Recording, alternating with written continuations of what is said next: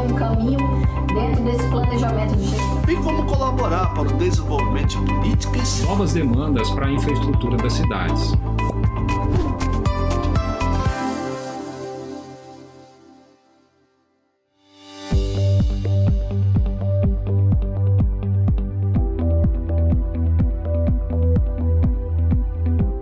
E ele entendeu, aos 11 anos de idade, que o problema do Brasil é a corrupção.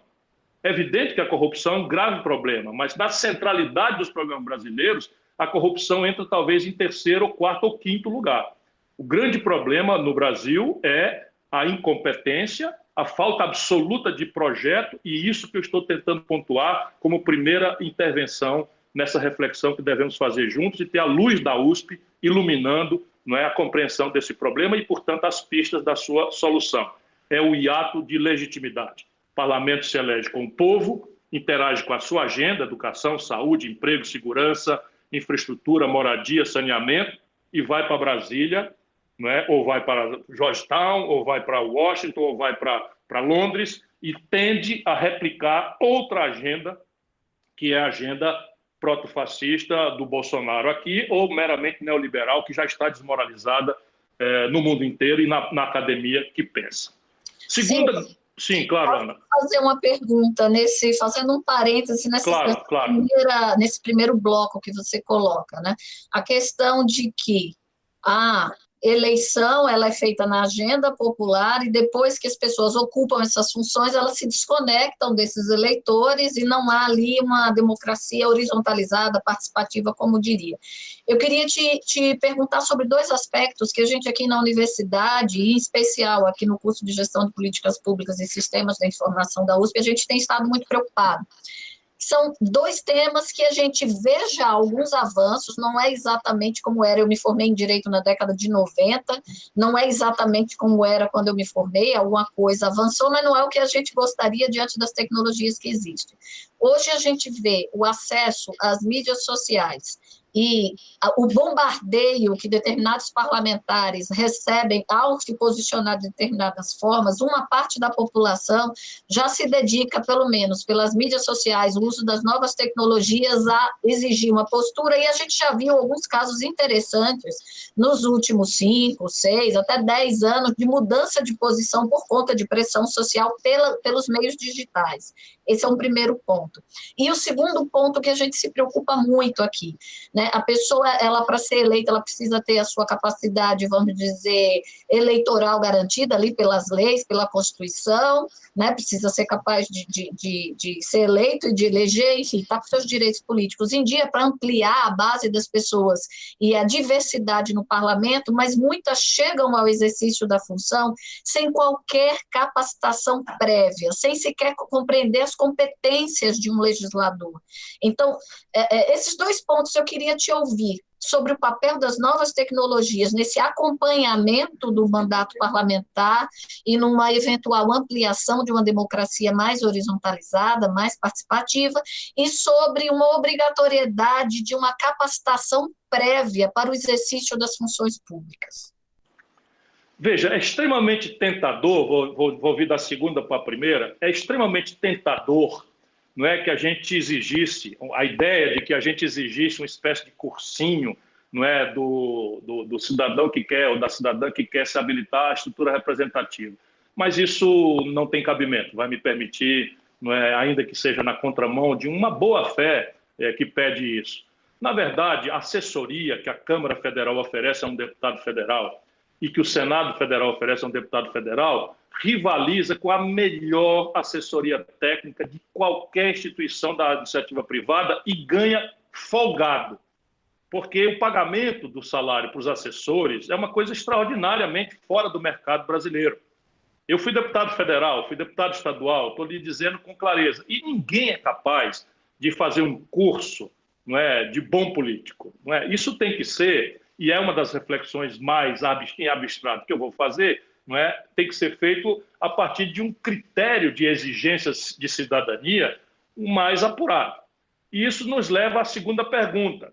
Democracia, vou repetir aqui, não é um regime de concessão, como certa elite imagina. Democracia é um regime de conquista e supõe um cidadão informado, empoderado, consciente dos seus direitos, consensado nos seus deveres e ativo. Nós estamos muito longe de termos no Brasil, e isso é extremamente perigoso, essa constatação. É preciso logo dizer que não há outra saída senão praticar com as contradições inerentes a essa contradição. A democracia, votar e errar, votar e errar, votar e acertar, errando tomamos na cabeça, acertando recebemos de volta. Não há outra saída, não há outro caminho. Mas é preciso, em ambiente científico, né, com todos os cuidados para que nossa reflexão teórica não seja apropriada por aqueles que imaginam que existe alguém capaz de tutelar a nação, né, as Forças Armadas Brasileiras, na sua formação, né, 14 anos depois de um regime dito de esquerda, se consideram, no imaginário deles, por formação a partir das academias, né, militares, um poder que tem a faculdade, dever, de tutelar a nação. Eles compreendem isso. Isso vem do desenho positivista, isso vem da Revolução de 30, isso vem da insurgência de 22, não é? Isso está entranhado na formação dos militares e virou esta aberração que é o Bolsonaro ter transformado a cúpula das Forças Armadas Brasileiras num partido político. E com isso aparelhando as instituições brasileiras e dali vindo intoleráveis expressões dessa tutela sobre o judiciário, inclusive. Não é? Então, o trabalho de construir uma democracia no Brasil é preciso que seja tenaz, renitente, persistente e a convicção de que não há atalho, não há alternativa, não há caminhos outros que não sejam empoderar o nosso povo e fazer com que ele, votando bem, receba de volta o benefício do bom voto e, votando mal, entre pelo cano. Isso está funcionando em nível local. Né? O Fernando Henrique introduziu a reeleição no Brasil, isso deu um atraso, um retrocesso de meio século nesse avanço de costumes, porque, dado essa incipiente cidadania, e não é para menos, a culpa não é do nosso povo. O Brasil, não é um país que não tem vocação democrática. Se nós olharmos a história brasileira com o distanciamento necessário, nós somos um país violento, ao contrário da mistificação de um país cordial. Nós somos um país autoritário, nós somos um país, extremamente vocacionado para o elitismo. É o país que mais retardatariamente faz a abolição da escravidão. É o país que espera a década de 40 para dar direito de voto às mulheres. É só na década de 40 que as mulheres vão ter direito ao voto.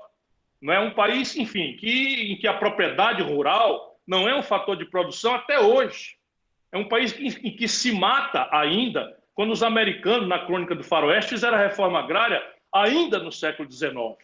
E foram à guerra civil para abolir a escravidão.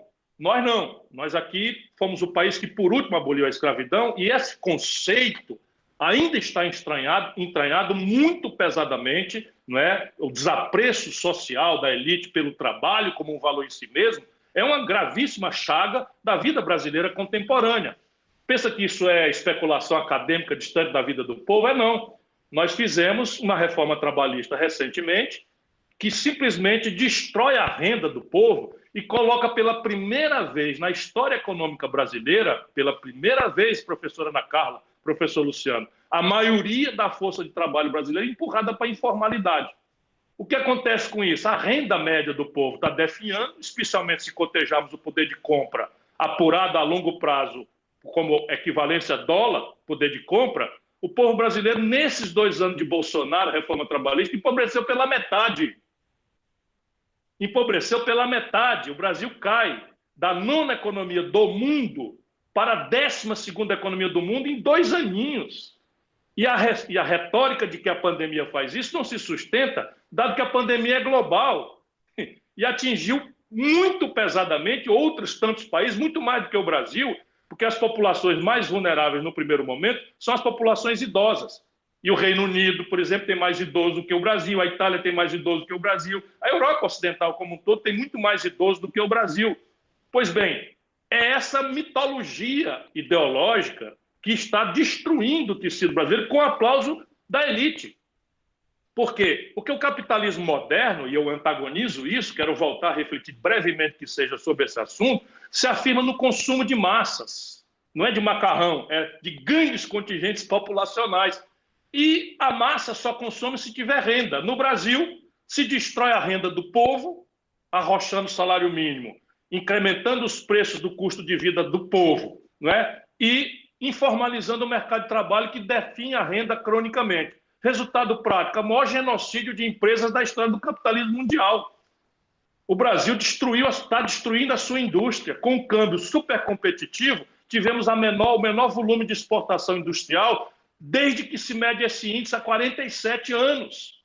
E os representantes da indústria brasileira, do ponto de vista institucional, Fiesp, Fierg, Fiergs do Rio Grande do Sul, né, FIENG de Minas Gerais, CNI, Confederação Nacional da Indústria, todos batendo palma para uma economia política insustentável teoricamente e que empiricamente trouxe a indústria brasileira de 30% do PIB para 9% do PIB. Veja do que eu estou falando. A intoxicação ideológica e a vulnerabilidade do parlamento. Então, democracia é um regime de conquista, e conquista de um cidadão que tem que estar informado. E hoje a informação disponível, já dizia Humberto Eco, é muito confusa nesse ambiente digital. Ele é um avanço? Sem nenhuma dúvida. Se eu estou falando para você, é porque agora temos outros caminhos, não é, que jamais eu teria, para dizer o que eu digo, pelos canais de TV comercial.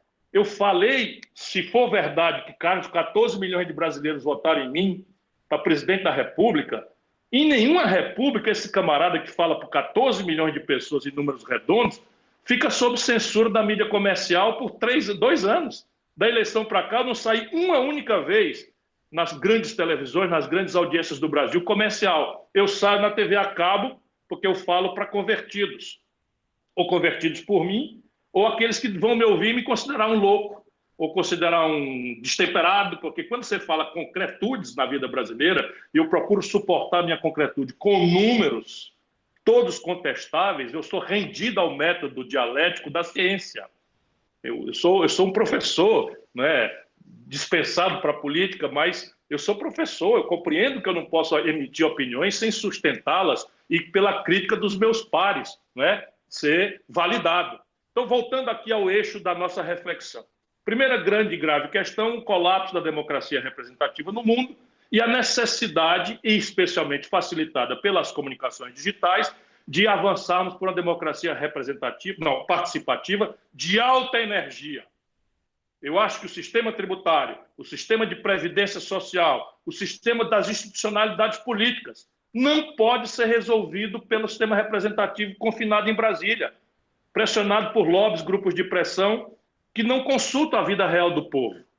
Isso tem que ser mandado diretamente à consulta popular, não passando por cima do Congresso Nacional, mas, consultado o Congresso Nacional, é preciso estabelecer as novas bases para a democracia brasileira. Segunda grave questão, que não é internacional, é muito brasileira. Eu fiz, para refletirmos hoje, uma reflexão sobre a disfuncionalidade do sistema representativo brasileiro. Agora, sob o ponto de vista nacional. Veja bem, as mulheres no Brasil são também, graças a uma tragédia brasileira, que é a prevalência do homicídio entre os homens, entre os jovens homens, mas as mulheres brasileiras estão indo para 53 de cada 100 nacionais brasileiros. Então, as mulheres brasileiras são 53, são mais da metade da população brasileira. E são livres para votar. Só para vocês verem, nós todos vermos e refletirmos como é complexa a nossa questão e não se resolve com elitismos. Elas são apenas 21%, não, elas são apenas 15% da representação na Câmara Federal. Tomem nota, estudantes, as mulheres são 50 e quase 3% da população brasileira e são apenas 15%. Melhorou para caramba.